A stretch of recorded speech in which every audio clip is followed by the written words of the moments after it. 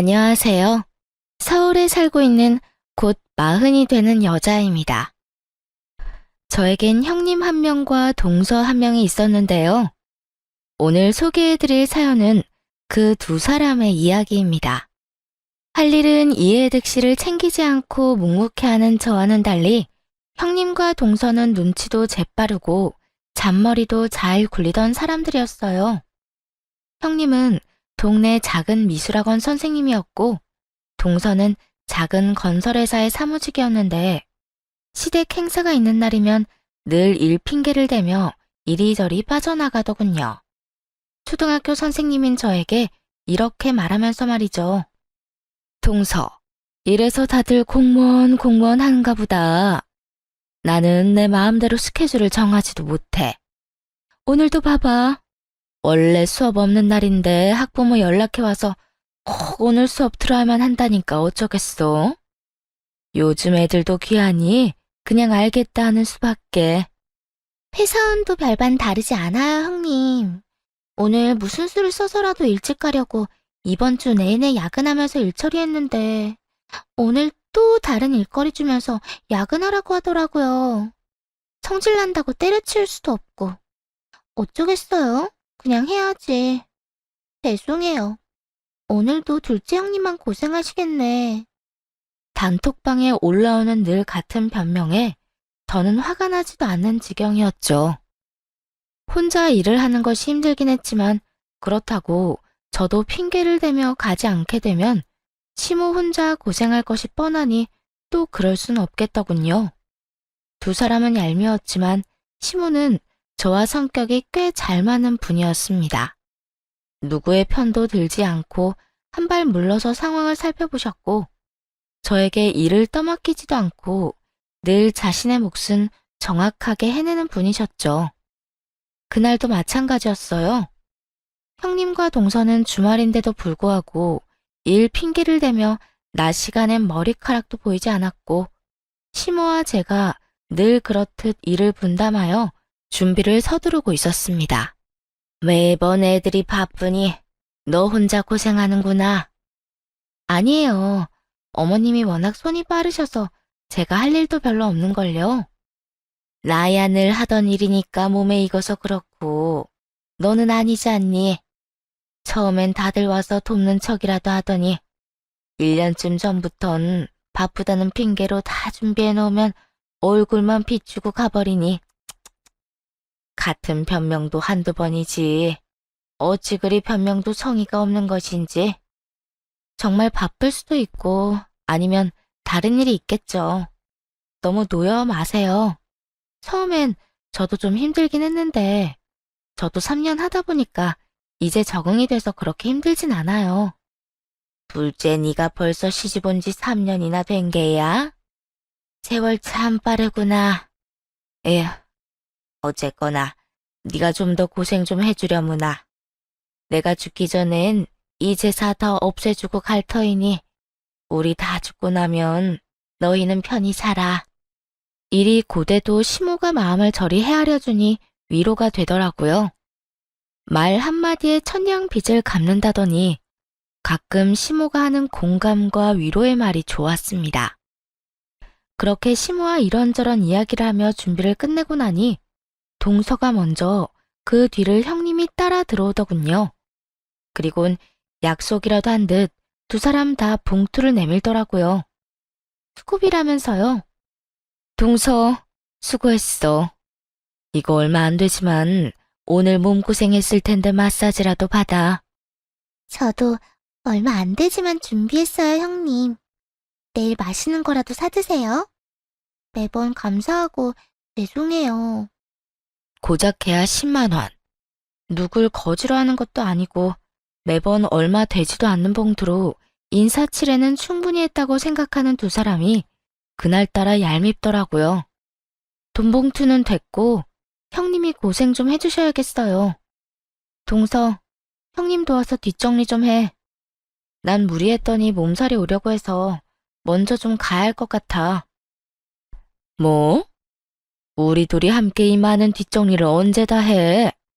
동서가 있어야 빨리 끝나지. 맞아요.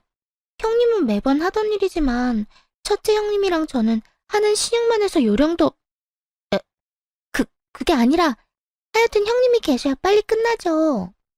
말 한 번 잘했네. 일도 많이 해봐야 늘고 요령도 생기는 거 아니겠어? 이참에 나 없이 두 사람 호흡 좀 맞춰봐. 그동안 얼마나 이런 일을 안 해봤으면 나 없이 못하겠다는 말이 나오겠어? 시간이 얼마나 걸리든 내 알 바 아니니까 나 붙잡고 늘어지지 마. 이 말에 동서는 가만히 입을 닫았는데 형님이 급발진을 하며 화를 내기 시작하더군요. 동서, 지금 나 들으라고 하는 이야기야? 맏며느리가 돼서 이런 일에 줄곧 빠졌다고 핀잔 주는 거야, 뭐야? 내가 놀면서 안 왔어? 말했잖아. 나도 학부모들이랑 애들 스케줄 때문에 어쩔 수 없었다고. 피차 잘 아는 사람들끼리 그 정도도 이해 못해? 제가 뭐라고 했나요? 전 그저 제 몸이 아파서 먼저 가겠단 말을 했을 뿐이고 형님이 저를 붙잡았잖아요. 그래서 두 사람이 좀 알아서 하라고 했는데 제 말 어디에 핀잔이 있었나요? 왜요? 괜히 찔리나 봐요? 형님 말대로 일이 그렇게 돼서 못 온 건데 왜 혼자 제발저린 사람처럼 나를 세우세요? 형님은 어떻게 해서든 말싸움에서 이겨보려 입을 열었지만 그 순간 심호가 나서 그 상황을 깨끗하게 정리해버리더군요. 대놓고 제 편을 들어주며 말이죠. 몸이 안 좋으면 가야지. 둘째, 뒷정리는 신경 쓰지 말고 얼른 가보거라. 몸도 안 좋다는 애가 뒷정리까지 왜 신경을 쓰니? 여기 사람이 몇 명인데. 내가 네 남편한테 나가서 차에 시동 걸어 놓으라 했으니까 얼른 가보거라. 평소엔 며느리들 대화엔 절대 끼는 법이 없던 시모까지 나서 저의 등을 떠밀어주니 두 사람은 아무 말도 하지 못하더군요. 시모는 제가 평소에 좋아하던 음식까지 싸주며 배웅해 주셨고 저는 편안하게 집으로 돌아왔죠. 그리고 다음날 동서에게 연락이 오더라고요. 제가 가고 난 후 시모는 다른 날과는 다르게 뒷정리를 일절 돕지 않았고 그 와중에 형님은 게으름까지 피운 것인지 동서의 하소연은 끝이 보이지 않았습니다. 형님이 가시고 난 후에 첫째 형님이 어떻게 했는지 아세요? 배 아프다면서 화장실 가서 30분, 다리 아프다면서 앉아서 다리 만진다고 30분. 이런저런 핑계 대면서 제대로 일도 안 하더라고요. 어떻게 그럴 수가 있어요? 배도 아프고 다리도 아팠겠지. 시댁 가서 뭐 하나 제대로 한 것도 없는데 아프긴 무슨? 폐병인 거 누가 모르나? 결국 그 많은 뒷정리 저 혼자 거의 다 했어요. 형님은 어머님이 주방에 들어올 때만 급하게 뭐 하는 척만 하고요. 매번 그런 식이잖아. 하루 이틀도 아닌데 뭐 그런 걸로 화를 내? 혼자 당하니까 열받잖아요. 아니, 우리 시댁이 아무리 장남, 차남 구별 없이 아무것도 안 해준다고 했어도 맏며느리는 맏며느리잖아요. 어떻게 된 맏며느리가 그렇게 아무 일도 안 하려고 하는지. 어제는 얄밉게까지 하더라니까요. 최근 두 사람 때문에 혼자 독박으로 고생한 사람이 저라는 사실은 전혀 생각지도 않은 듯 했어요. 하소연 상대를 잘못 골라도 한참 잘못 고른 것이었죠. 그러면 그 많은 걸 혼자 다 했단 말이야? 제가 동서 편을 들어주는 듯한 분위기를 풍기자 동서는 더 흥분한 목소리로 형님을 욕하기 시작했습니다. 네. 종일 서서 혼자 설거지하고 다 닦아 정리하고 오늘 아침에 겨우 일어났어요. 다리에 알도 배고 허리도 뻐근한 게 온몸이 다 아픈 거 있죠? 큰형님 진짜 너무하지 않아요? 그러니까 동서가 그러니 나는 어디 성한 곳이 있었겠어? 여태까지 난 그 많은 음식을 혼자 다 준비하고 만들었는데 동서랑 형님 덕분에 말이야. 동서는 그때야 하소연할 사람을 잘못했겠다는 사실을 깨달은 것인지 하소연은 그만두고 변명을 하기 시작했습니다. 그게 형님은 몰라도 저는 회사에 일이 많아서 어쩔 수 없이 늦게 온 거였어요. 마음이야 일찍 가서 같이 하고 싶었죠. 그 회사 일은 늘 시댁 행사 때마다 생기는 게 이상하긴 하지만 그렇다고 하니 믿어는 볼게. 그런데 동서, 내 입장에선 두 사람이 얄미울 수밖에 없어. 동서가 어제 그랬듯이 말이야. 형님, 기분 많이 나쁘셨어요? 나도 사람인데 기분이 좋을 리는 없잖아. 그러니까 내 심정이 조금이라도 이해되면 앞으론 일이든 잔머리든 적당히 하고 와서 좀 도왔으면 해. 나도 진짜 온몸이 다 아프거든. 네, 형님. 앞으로는 일찍 가도록 해볼게요. 그런데 오늘 제가 한 말 큰형님께 말씀하실 거 아니죠? 중간에서 말 옮기고 그런 짓 안 하시는 분이시잖아요. 그럼 걱정하지 말고 평소에 일 좀 해놔. 다음 대사 때도 그렇고 김장 때도 그렇고 늦지 말고 일찍 와서 손 좀 보태려면 네, 노력해 볼게요. 굳이 보지 않아도 동서의 얼굴이 눈앞에 환하더라고요. 불만 가득한 입을 쭉 내민 그 표정이 떠올라 전화를 끊고 한참이나 웃었네요. 간만에 속이 다 시원했죠. 그 후 시댁에 크고 작은 행사가 있을 때마다 동서는 잠깐이었지만 돕는 척이라도 하려고 애쓰더군요. 물론 그 시간이 길지도 않았고 반복되지도 않았지만요. 반성의 의미보다는 혹시나 제가 형님께 자신이 형님을 흉본 것을 다 전할까 겁이 나서 하는 보여주기식의 행동, 그 이상도 그 이하도 아니었습니다. 그리고 김장철이 다가왔어요. 사람 고쳐 쓰는 거 아니라고 하더니 두 사람은 여전히 얼굴조차 비추지도 않더라고요. 자기들은 오지도 않으면서도 각자 남편들에게 덜렁 김치통만 쥐어보낸 꼴을 보는데 일은 하지 않아도 김치는 받아먹겠다는 그 시커먼 속내가 보여 배알이 다 뒤틀리는 듯 하더군요. 시모의 생각도 저와 별반 다르지 않은 듯 아들들에게 나를 세워 한 소리 하더라고요. 네 와이프들은 일은 하기 싫은데 김치는 받아먹고 싶다디? 일하지 않은 자 먹지도 말라는 말 몰라? 에이, 엄마. 그런 게 아니라 장남이 또 엄마 김치 없으면 밥을 못 먹잖아. 집사람은 학원 때문에 정신없어서 못 온다고 하니까 나라도 일 좀 돕고 김치 얻어가려고 왔지. 나도 엄마 김치 없으면 안 되는 거 잘 알잖아. 그래서 바쁜 집사람 대신 내가 대표로 왔어. 내가 대신 일하고 김치 좀 얻어갈게. 할 줄 아는 거라곤 참새처럼 입 벌려 받아먹는 것밖에 없는 인간들이 뭐든 다 할 수 있다고 어찌나 큰 소리를 치는지 화가 오르더라고요. 마침 양념도 다 만든 뒤였고 남은 건 큰 기술이 필요하지 않은 절인 배추에 양념을 버무리는 일만 남은 상황이었어요. 전 고무장갑과 앞치마를 벗어 시숙에게 주고 시모의 고무장갑과 앞치마를 벗겨 시동생에게 쥐어주며 이렇게 말했어요. 뭐든 다 하실 수 있다고 하니 뒷일 좀 부탁드릴게요. 만들어 놓은 양념 절인 김치에 버무려서 김치통에 차근차근 담고 뒷정리만 하면 돼요. 쉽죠? 재수씨, 아무리 그래도 이걸 남자 둘이 어떻게 해요? 맞아요, 형수님. 저흰 그냥 통에 담아놔 주려고 온 거라고요. 이딴 일 하려고 온 게 아니라고요. 그건 서방님 생각일 뿐이고 형님이나 동서 왔으면 두 사람 몫인 일이었을 테니까 두 사람 대신해서 온 아주버님이랑 서방님이 다 하세요. 어머님이랑 저는 나가서 좀 쉬다 올 테니까요. 그러면 수고하세요.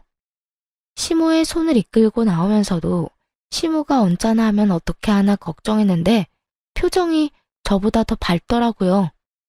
속이 다 시원하다는 듯 유쾌하게 웃으시는데 걱정이 싹 날아가며 처음으로 고부관계를 내려놓고 사람 대 사람으로 대하며 좋은 시간을 보냈습니다.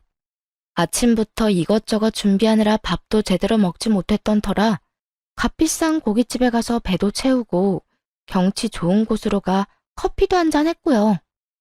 쉴 새 없이 수다도 떨다 보니 밤이 다 되어서야 시댁으로 돌아가게 되었죠. 죽이 되든 밥이 되든 이번 김장은 망했다는 생각으로 돌아가니 각자 남편에게 연락을 받고 온 형님과 동서가 일을 다 끝내고 소파에 앉아 저희를 기다리고 있더라고요. 부부싸움이라도 한 것인지 남자들은 보이지도 않았고 두 사람은 사전에 계획이라도 세운 듯 동서는 시무를 데리고 방으로 들어가 버리고 형님은 저를 데리고 작은 방으로 가더군요. 동서, 이게 뭐 하는 짓이야? 남자들이 뭐 할 줄 아는 게 있다고 그 사람들한테 일을 다 떠넘기고 나가버리면 어떻게 해? 그걸 그렇게 잘 아는 사람이 남편 손에 김치통만 덜렁 쥐어서 보냈어요? 일 대신하라고요? 일을 하기 싫으면 김치 욕심이나 내질 말지. 형님이야말로 그게 무슨 치사스러운 짓이에요? 뭐? 치사? 욕심? 무슨 말을 그렇게 해? 어차피 김장 넉넉히 하는데 우리한테 나눠줘도 되는 거잖아. 동서네가 일일이 가져다주는 수고스러움이라도 덜어줄까 해서 남편이라도 보내줬으면 고마워할 줄 알아야지. 어디서 끝까지 큰 소리야? 형님이야말로 끝까지 뻔뻔하네요. 바빠서 못 온다는 사람이 남편 전화에 이렇게 달려와서 김장도 끝내고 뒷정리까지 한 걸 보니 바쁘다는 말은 다 거짓말이었나 봐요. 그건 때마침 오기로 한 애가 못 온다고 해서 겨우 시간 내서 온 거라고. 그걸 지금 믿으라고 하는 말인가요? 형님은 제가 바보라도 되는 줄 아나 봐요. 저 바보 아니거든요. 누가 동서 보고 바보라고 그랬어? 사실을 사실대로 말했을 뿐인데 왜 자학을 하고 그래? 사실은 무슨 거짓말인 거 다 알고 있어요. 매번 거짓말로 넘어가는 거 뻔히 알면서도 눈 감아줬으면 최소한 통만 쥐어서 보낼 생각은 말았어야죠. 사람 약 올리는 것도 아니고 그게 뭐 하는 짓이에요? 동서, 평소에 쌓인 게 많은 건 알겠는데 지금 너무 버릇없다는 생각은 안 해?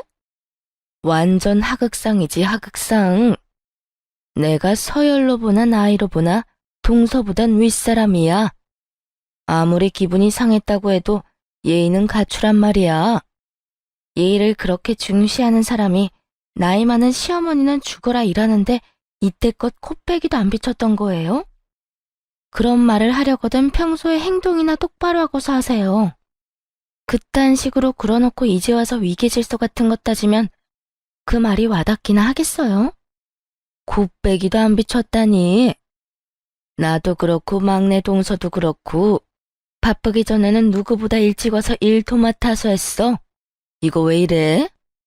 전 그게 언제적 이야기인지 기억도 안 나는데 형님 기억력은 참 남다르네요. 하여튼 전 앞으로도 이런 식으로 형님이나 동서가 치사하게 굴면 똑같이 치사하게 굴 거니까 그런 줄 아세요. 한치의 양보도 없었던 말다툼을 끝낸 후 집으로 돌아가려고 하니 두 사람은 제 몫의 김치는 따로 챙기지도 않았더라고요. 기대도 하진 않았지만 기분이 나쁜 건 어쩔 도리가 없더군요. 이미 형님과 한 차례 실랑이를 하느라 기운이 다 빠져 그냥 집으로 돌아가려는데 시모가 저를 붙잡고 형님과 동서에게 한 소리 하기 시작했죠. 너희, 이게 뭐 하는 짓이야 도대체? 마무리는 너희가 했을지 몰라도 밑작업이랑 양념은 둘째가 다 고생해서 만들었다. 그동안 너희 입에 들어갔던 김치도 마찬가지인데 어찌 이렇게 애들이 마음을 좁겠어?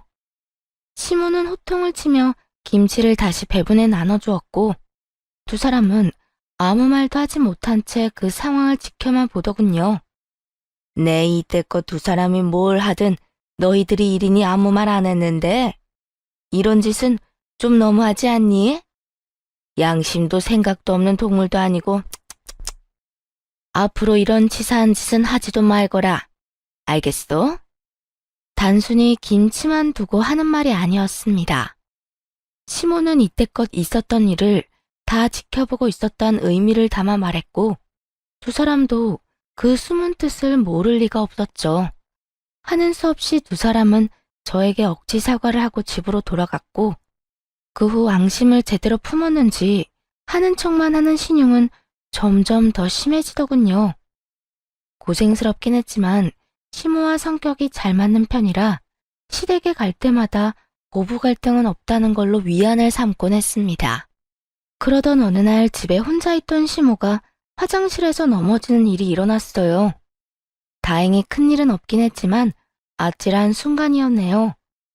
시모는 넘어진 즉시 두 아들에게 먼저 연락을 했다고 하더라고요. 시숙은 장남이고 시동생은 그나마 제일 가까운 곳에 살았던 터라 먼저 생각이 났다고 했어요.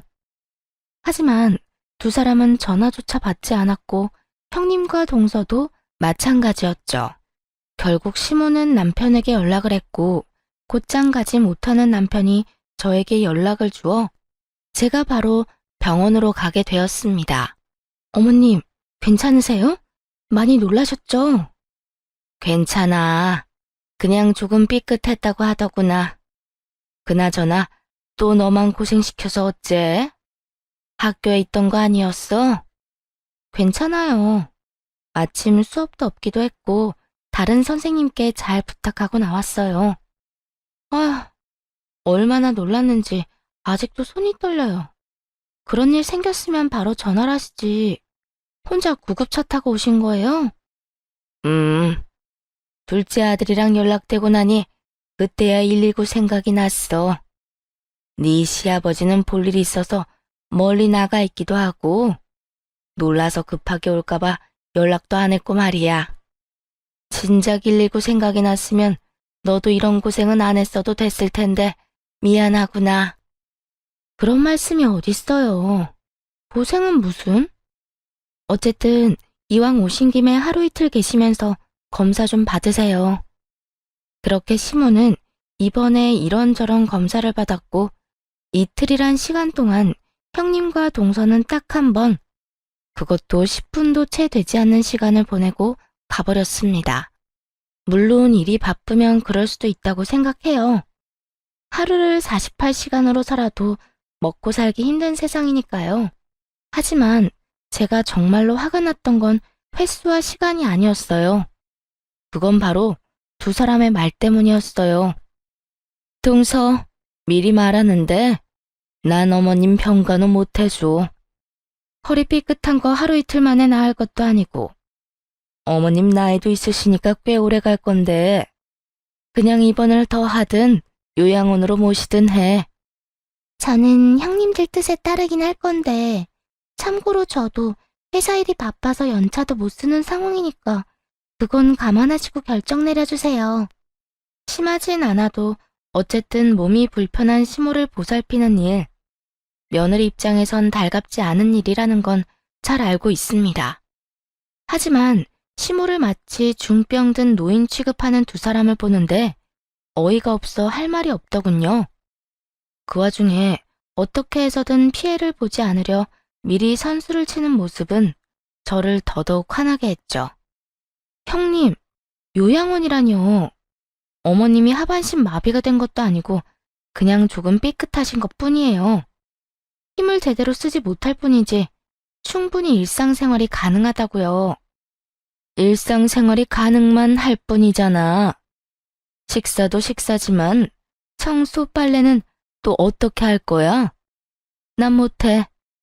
그렇지 않아도 우리 집 살림만 해도 힘들다고. 저도요. 저희 집도 지금 엉망진창인데, 전 절대로 어머님 살림까지 신경 못 쓴다고요. 그만. 두 사람 뜻 충분히 알았으니까 이만 돌아가세요. 동서도 그만 가봐. 하늘이 두 쪽이 나도 두 사람한테 도와달라는 말 안 할 테니까. 두 사람은 만족한다는 듯 미소를 보이며 돌아갔고 시모는 퇴원을 하게 되었습니다. 퇴원하는 날에도 두 사람뿐만 아니라 그 두 아들 놈들 역시 얼굴도 비추지 않더군요. 그 후로도 시댁엔 찾아오지 않았고 예의상 연락 몇 통은 오더라고요. 시모는 티는 내지 않았지만 서운한 기색이 역력했고 남편과 제가 더욱 신경을 쓰기로 했어요. 전 몇 달 동안 시댁으로 가며 평일엔 퇴근 후 시부모님 좋아하는 음식을 사가서 저녁을 먹고 가볍게 청소와 빨래를 해드렸고 주말에는 남편과 함께 가서 지내다 오곤 했죠. 저의 이런 행동을 당연하다 여기지 않고 항상 고맙다는 말을 아끼지 않는 시모와 더욱 가까워졌죠.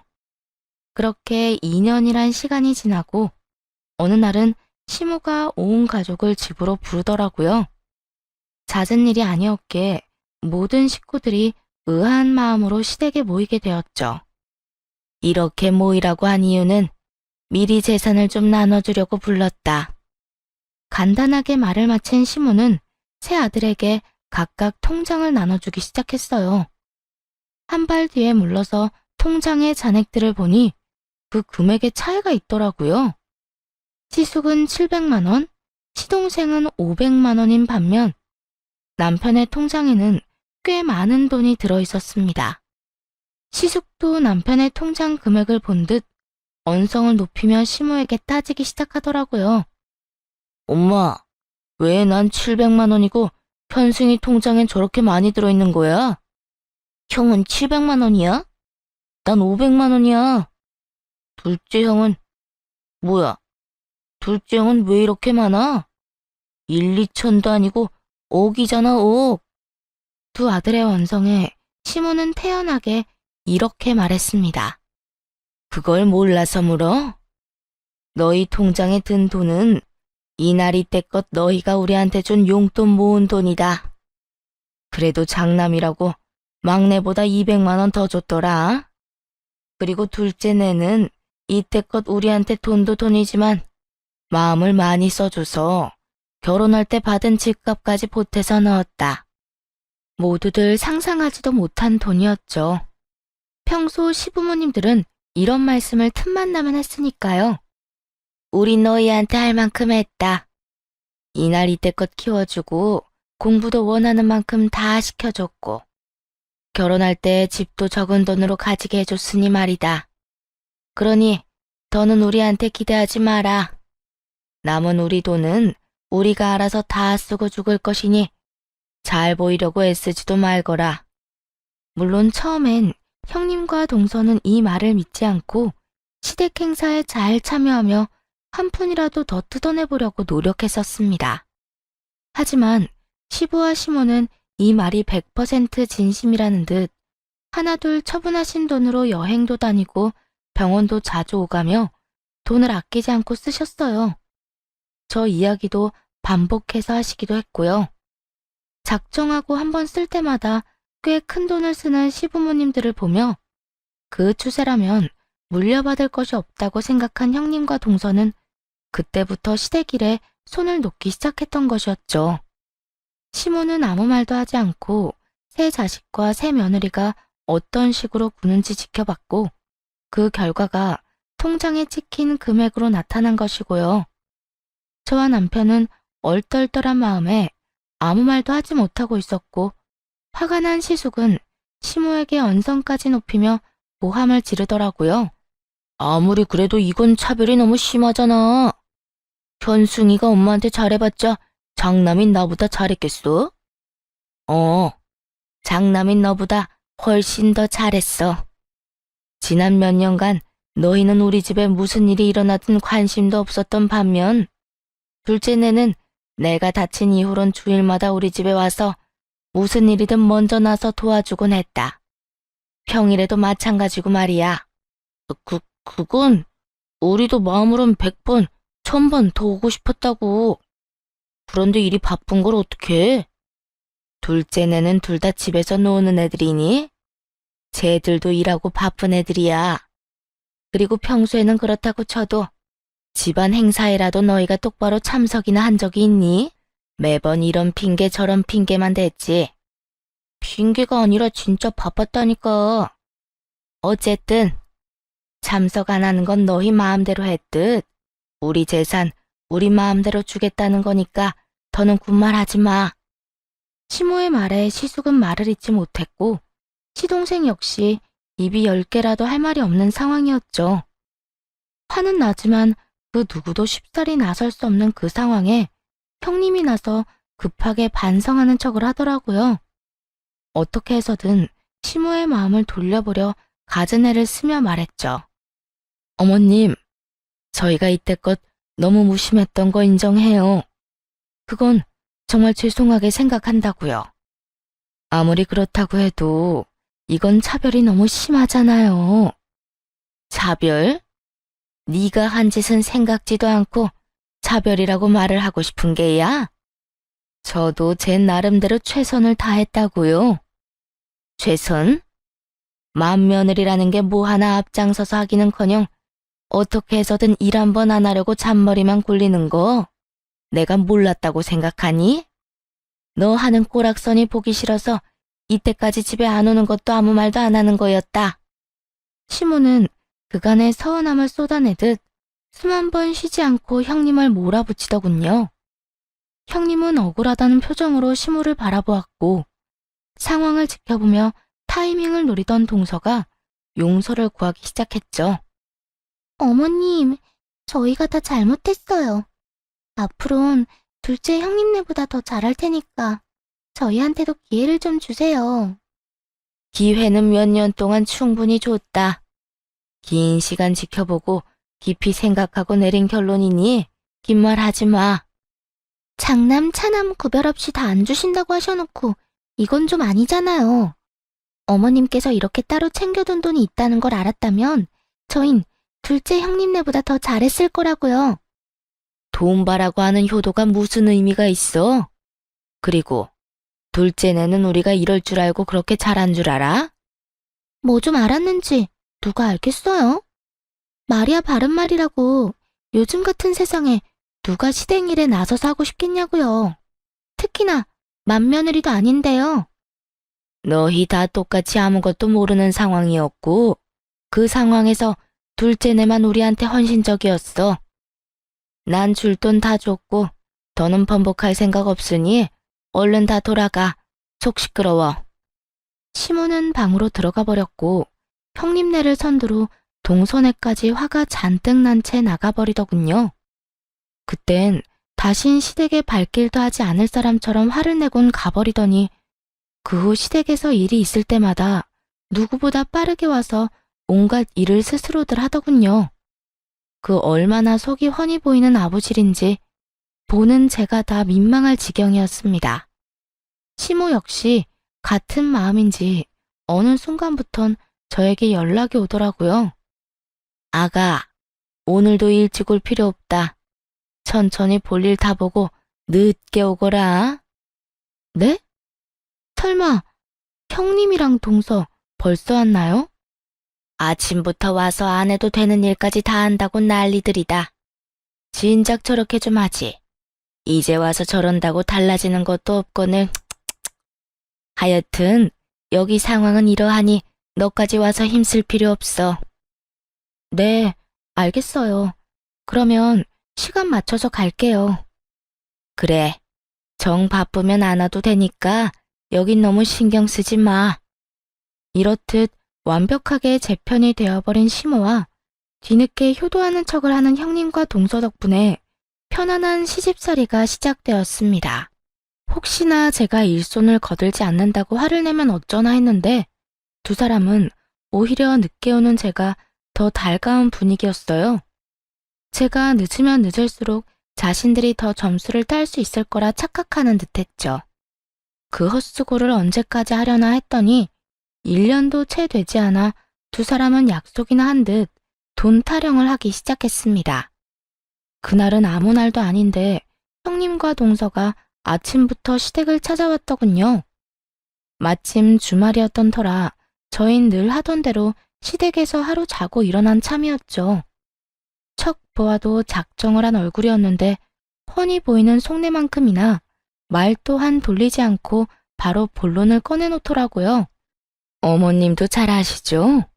요즘 애들 유학은 기본이라는 거. 그래서 어머님 장손도 유학을 보내려고 하는데 아시다시피 저희가 그만한 여유가 없어요. 아버님이랑 어머님께서 좀 도와주시면 안 될까요? 그러니까 네 말은 네 아들 유학비를 우리한테 부담해라. 이 뜻이야? 네, 부탁 좀 드릴게요. 여유가 없으신 것도 아니고 여유 되시잖아요. 그리고 집안에 장남이랑 장손이 잘 돼야 좋은 거 아니겠어요? 우리 아들이라서 하는 말이 아니라 앞길만 잘 닦아주면 훨훨 날 수 있는 애라고요. 아무리 부모 욕심은 끝이 없다지만 정규 수업도 잘 못 따라가서 성적은 늘 하위권에 과외란 과외는 다 하고 있는 걸 아는데 외국에 보낸다고 한들 뭐가 달라질까 싶더군요. 시모의 생각도 저와 별반 다르지 않았는지 형님에게 따끔하게 한 소리 하더라고요. 네 아들 영어는 제대로 할 줄이나 아니? 가서 배우는 것도 기본적인 건 할 줄 알아야 보내는 거지. 한국말도 제대로 못 알아들어서 하루가 멀다고 학교에서 연락 오는 애를 외국에 보내서 돈만 가져다 버릴 셈이야? 그러니까 유학이라도 보내보려는 거예요. 한국에서 적응 못하고 시간 낭비할 바엔 유학이라도 가면 더 넓은 세상도 보고 귀도 트일 거 아니에요. 귀가 트이기는 입도 한번 못 대고 집구석에 처박혀 있다가 돌아오겠지. 나도 이렇게 훤히 보이는데 너는 네 아들을 몰라도 너무 모르는구나. 이상한 소리 하지 말고 품에 끼고 있으면서 인간부터 만들어. 시모의 말에 비웃음을 픽 하고 뱉어낸 동서는 급하게 헛기침을 하더니 자신의 본론을 꺼내놓더라고요. 어머님, 막내 아들 좀 도와주셨으면 해서 찾아왔어요. 대체 뭘 도와달란 말이니? 어머님 막내 아들이 요즘 회사 생활을 너무 힘들어해요. 얼마나 스트레스가 쌓였으면 하루가 멀다고 술만 마시고 들어오고 입맛도 없는지 밥도 제대로 못 먹어요. 저러다 사람 잡겠어요. 그래서 하고 싶은 말이 뭐야? 네 남편이 힘들어하는데 나한테 뭘 어쩌라고 이렇게 서론이 길어? 아니, 요즘 일이 힘들어서 그러는가 사업 이야기를 계속 꺼내던데 좀 도와주시면 안 될까요? 많이도 아니고 가게 얻을 돈만 좀 도와주시면 저도 회사 그만두고 남편 도와서 열심히 꾸려볼게요. 사업? 그러니까 장사를 하고 싶다 이 말이지? 네, 커피 가게나 옷가게 아니면 음식점도 생각하고 있어요. 도와주시기만 하면 뭐든 열심히 할 수 있어요. 제대로 계획을 세운 것도 아닌데 돈부터 내놔라. 내가 너희 은행이라도 되는 줄 아는가 본데 어림도 없다. 그거야. 일단 투자만 해주시면 그때부터 제대로 된 구상을 하려고 했어요. 돈 해주신다고 확답만 주시면 사업 계획서 제대로 작성해서 보여드리면 되잖아요. 내 아들 내가 잘 아는데 그 녀석은 사업할 만한 그릇이 못 돼. 헛바람 넣지 말고 다니던 회사나 잘 다니게 해. 밥이라도 먹고 살려면. 어머님, 무슨 말씀을 그렇게 하세요? 어머님 막내 아들, 어머님이 생각하시는 것보다 야망이 큰 남자라고요. 그까짓 월급쟁이로 만족할 사람이 아니라고요. 네가 월급쟁이 남편으로 만족하지 못하는 거겠지. 그렇게 네 남편 사업시키고 싶으면 네 친정 가서 받아다 해. 우린 땡전 한 푼 없으니까. 두 사람의 터무니없는 요구가 모조리 실패로 끝난 후 형님과 동서는 이대로는 안 되겠다 싶었는지 공치사를 늘어놓기 시작했죠. 어머님, 해도 너무하시네요. 저랑 동서 근 1년 동안 시댁 일이라면 그게 무슨 일이든 먼저 나서서 다 해결했어요. 그게 잡일이든 뭐든 가리지 않고 본업보다 더 열심히 했다고요. 이 정도 했으면 둘째만큼은 아니더라도 조금은 주실 수도 있잖아요. 맞아요, 어머님. 저희도 할 만큼 했는데 도대체 언제쯤 재산 좀 나눠주실 거예요? 주는 사람 마음도 중요하지만 받는 사람이 필요할 때 주셔야 그 고마움이 더 큰 거 잘 아시잖아요. 저희 지금 돈 필요하다고요. 너희 지금 내 앞에서 공치사 짓거리라도 하겠다는 거야, 뭐야? 내가 너희한테 언제 일하라고 부추기기라도 했어? 너희 스스로 콩고물이라도 떨어질까 싶어서 헛수고한 거 아니냐? 돈을 주실 게 아니었으면 저희가 그렇게 일할 때 하지 말라고 하셨어야죠. 일은 일대로 시키시고 돈은 안 준다고 하면 그거야말로 도둑놈 심보가 아닌가요? 도둑놈 심보?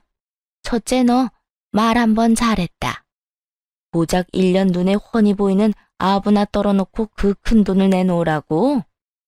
내가 아니라 지금 너희가 하는 이 짓이 도둑놈 심보라는 걸 알아야지. 뻔뻔한 것도 정도가 있지. 어디서 돈 내놓으라고 큰 소리야? 시모는 한바탕 역정을 내곤 바로 두 아들에게 전화를 걸어 형님과 동서를 데리고 가라고 호통을 치더군요. 얼마 지나지 않아 두 사람이 시댁으로 들어왔고 시모는 더욱 화가 난 얼굴로 두 아들에게 고함을 내질렀습니다.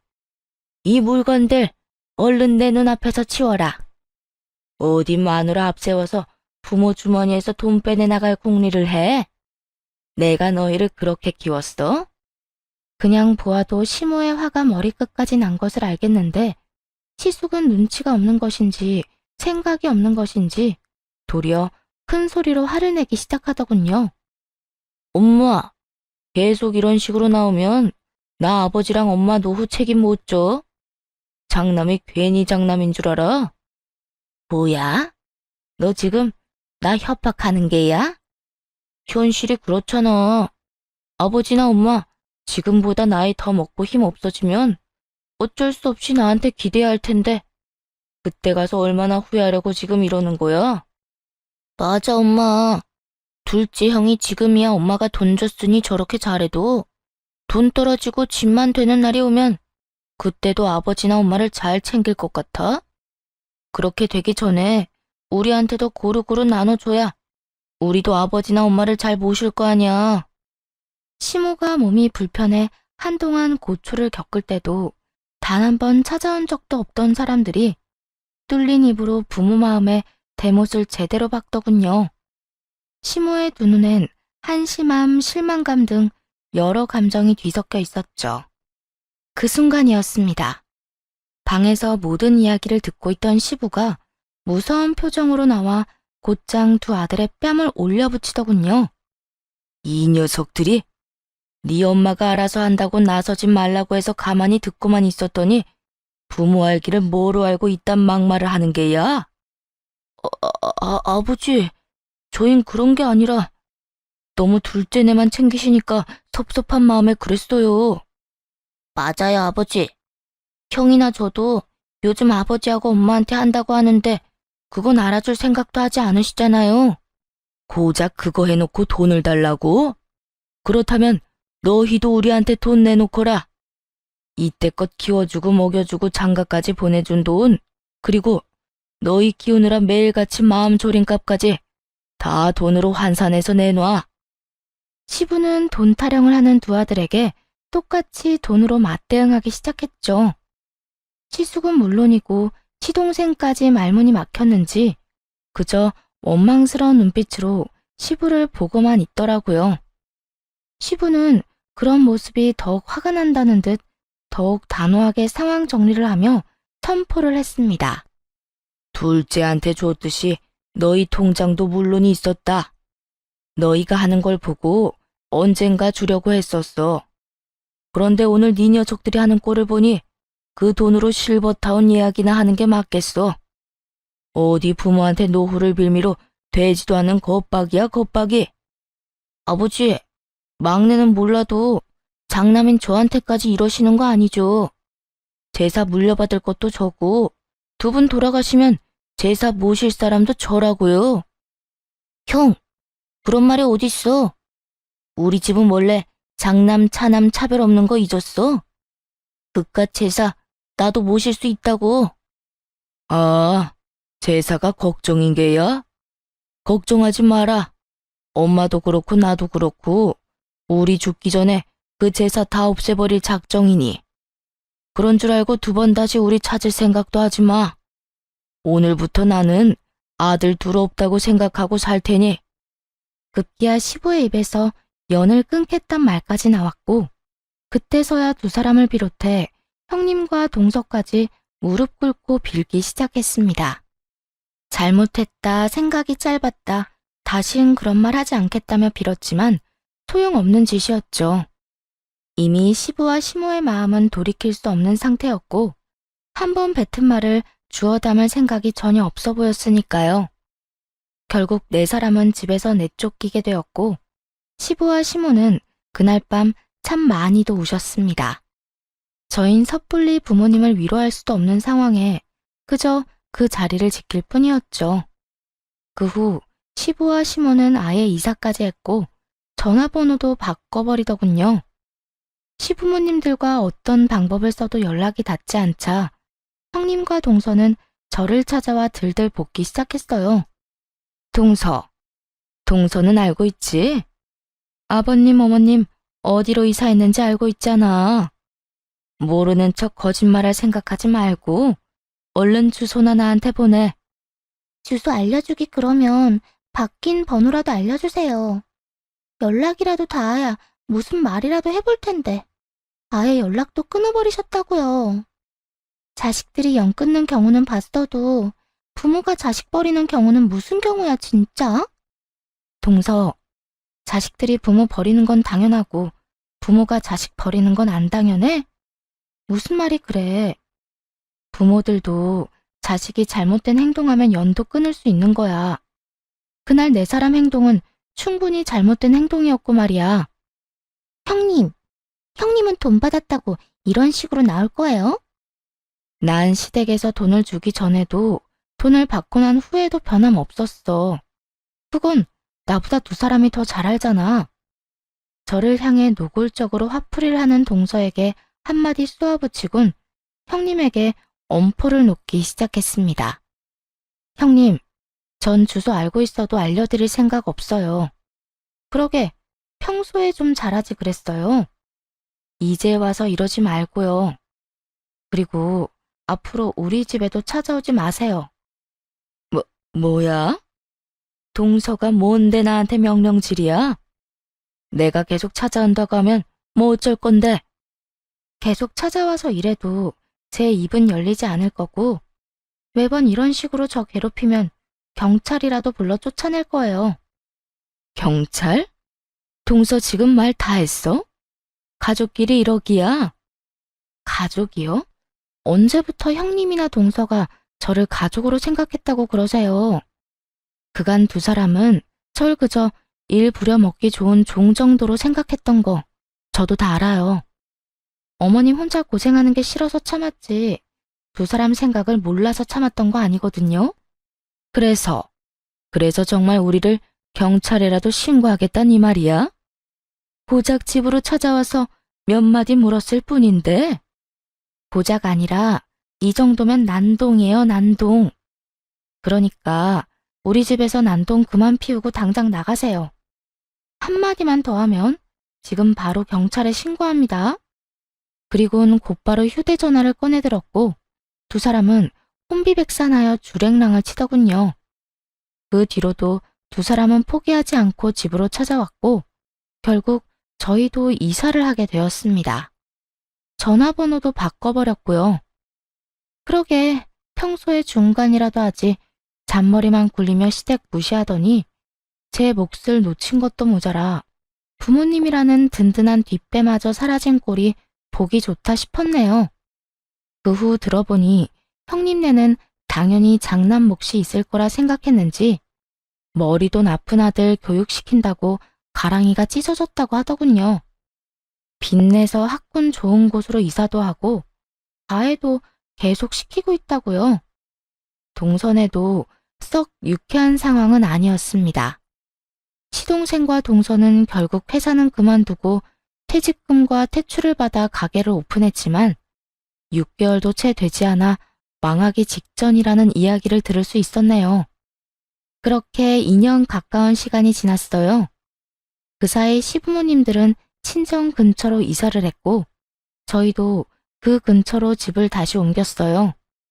시부모님들은 마음이 많이 안정된 상태이고 요즘엔 친정 부모님들과 자주 시간을 보내고 있습니다. 저녁이면 함께 산책 겸 운동도 하시고 낮에는 함께 모여 식사도 하며 느즈막이 좋은 친구 사이로 가깝게 지내고 있어요. 매년 2번 여행을 다니시곤 하는데 저희는 시부모님께 받은 돈을 여행 경비로 쓰고 있어요. 저희 이름으로 된 집도 있고 버는 돈으로 충분히 생활이 되기도 하기에 그 돈을 욕심내지 않고 감사한 마음으로 부모님들을 위해 쓰기로 한 것이죠. 앞으로도 이렇게만 살아가려고요. 저희 생활도 잘 즐기고 부모님들도 즐겁게 하루하루를 지낼 수 있게 말이에요. 이렇게 사연이 끝이 났네요. 긴 이야기였을 텐데 끝까지 들어주셔서 감사합니다. 다들 감기 조심하시고 행복하세요.